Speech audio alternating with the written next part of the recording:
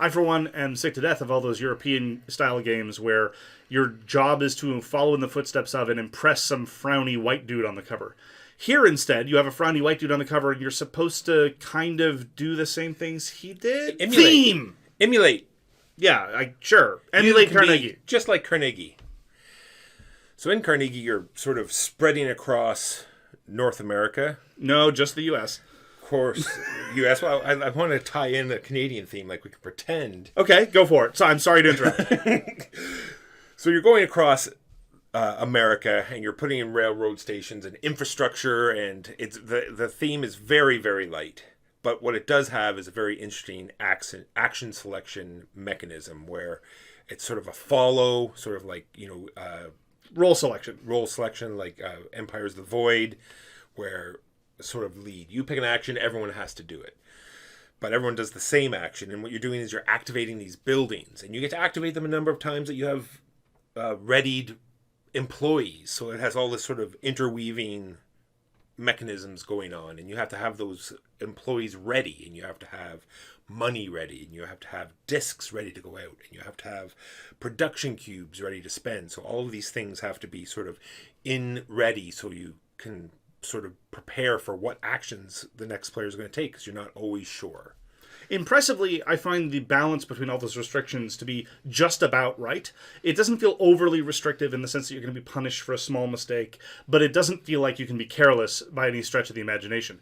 Normally, in role selection games like Empires of the Void 2, or like Puerto Rico, the person who selects the role gets a bonus and everyone else follows less powerfully. Here in Carnegie, that doesn't work that way, and it doesn't need to work that way, because to play well, what you do is you look at the board, you look to see what regions are going to trigger, and you can just glance at other people's office buildings, and you can easily figure out, well, I can take advantage of action A, but none of my opponents can, so clearly I should take action A. Or sometimes there's a trade-off. You'd rather do action B first, then you have to weigh that versus what your opponents are going to do.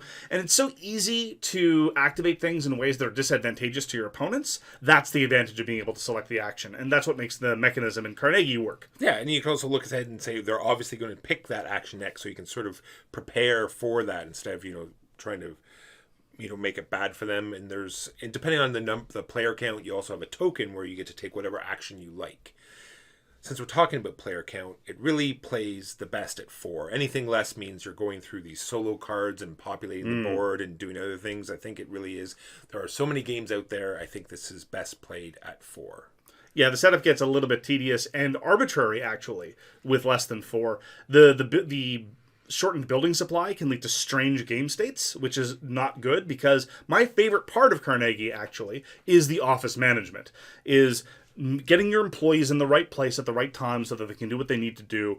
Employees cycle off your personal board onto the main board throughout all of, Walker's clearly favorite part of North America, Trader.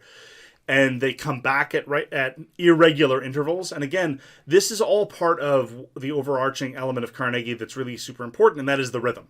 The rhythm of where your resources are, where your employees are, when to activate what and how. And managing that is the key thing. You can afford to take a couple missteps. Frequently, the winner in a game of, even a competitive game of Carnegie, they might do a couple of actions where they're not really doing their maximum. But if 2, 3, 4 actions go by in a row and you're just not able to do anything, that's probably why you're going to lose. And layered on top of that is a very interesting sort of income mechanism where when you, like you said, pull those guys back, you're going to trigger income. And you don't have to pull them all back. As long as you pull one, you trigger the income, and you're going to get income from the board and income from your own personal board. And trying to, manage that is also a very interesting thing in the game. And it's sufficiently transparent, again. Even new players can look and say, well, it doesn't look like the Midwest is going to score anytime soon. I had best concentrate on the other areas.